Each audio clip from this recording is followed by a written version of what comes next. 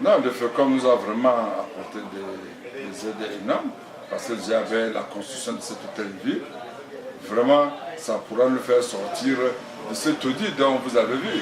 Si on essaie de faire la comparaison entre deux, ce serait vraiment c'est difficile de voir d'où se trouvait l'ancien mairie qui était appelé auparavant le campement. Et puis pour le moment, tout le personnel, vous ne verrez pas. Le premier adjoint n'a pas de bureau, le deuxième adjoint n'a pas de bureau. Le maire s'est forcé un bureau au sein de l'agriculture parce que lui-même a été délégué départemental de l'agriculture dans la localité. Et puis le secrétariat est pleinement au niveau de la sous-préfecture. Donc tous les bureaux sont dispersés. La recette des finances se trouve à l'ancienne perception, à presque 500 mètres du bureau du maire. Donc la coordination nous est pratiquement très difficile pour essayer de faire. Mais nous savions qu'avec le thé de ville, qui a au moins 14 bureaux, tout le monde sera regroupé et nous pourrons facilement coordonner nos multiples activités au sein de la commune de Mandel. Vous avez quoi d'autre comme projet pour le FECOM, disons? Pour le FECOM, nous avons d'abord le thé de ville que vous avez vu est là. Mais il n'est pas encore équipé. À l'immédiate. C'est le premier projet qui nous tire à l'œil. Le deuxième projet, il n'est pas clôturé. Question de sécurité aussi.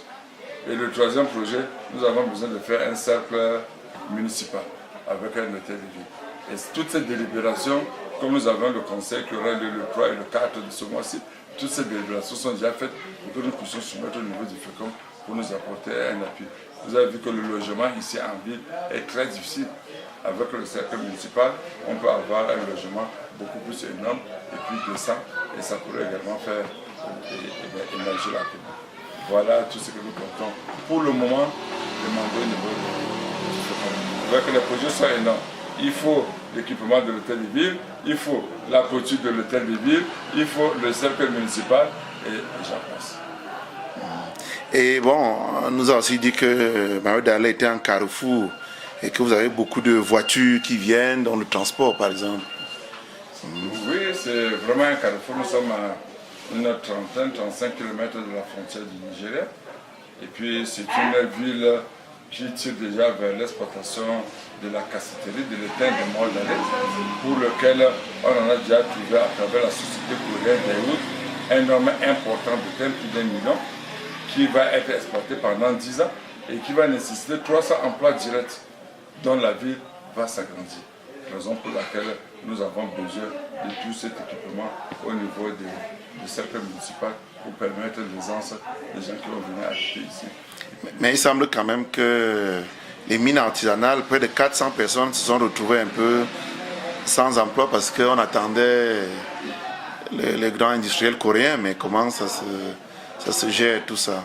Oui, vous savez que toute ressource terrestre, c'est l'État qui est le premier bailleur qui décide. D'où nous sommes actuellement, s'il arrive qu'il a même de l'or en dessous, l'État est en mesure de prendre. L'État en a décidé, au lieu de passer par l'exploitation artisanale, il fallait donc voir concrètement ce que c'est. C'est pour cela que ça a créé beaucoup de pleurs, beaucoup de chômage, beaucoup de manque à gagner, même pour la mairie, parce que les phases d'études, nous sommes déjà à la deuxième phase d'études. La première phase d'études, on a fait 3 ans. Et la deuxième risque de faire 2 ans. Bon, vous voyez, toutes ces phases d'études restent bloquées. Mais ça nous donne une lucidité de savoir que nous avons plus d'1 600 000 tonnes de minerais au sous-sol, qui va nécessiter une exploitation pendant 10 ans et avoir un emploi direct de 300 personnes. Et la deuxième phase est en train de se développer sur 253 000 km².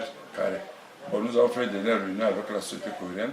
On a demandé que, pour compte tenu de tout cela, puisque c'est 500 000 km² qui est encore disponible, et comme ils ne font que les études sur 253 000 km², il serait mieux de laisser la petite partie là pour qu'on profite aussi à l'exploitation artisanale, mais à condition que ces prospecteurs puissent se réglementer conformément à la loi afin de pouvoir exploiter. Donc ça veut dire que la ville de Mayo-Darlé va être quand même une ville phare avec toutes ces richesses qui... c'est une commune riche quand même, d'après ce que nous comprenons.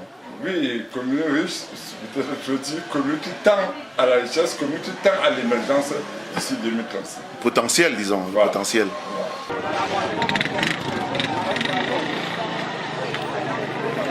Dans le transport alors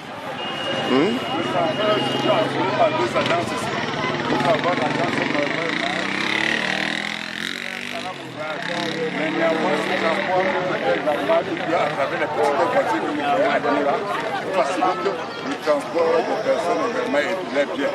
C'est ces petites voitures qui sont adaptées compte tenu de l'état de route. Parce que l'accessibilité des routes sont vraiment très dangereuses. Et ces petites voitures permettent de traverser facilement par rapport aux urgences.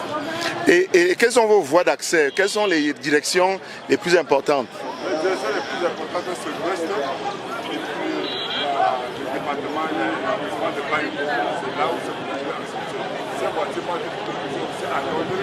Vous savez que c'est très distant de Londres. C'est vraiment la métropole.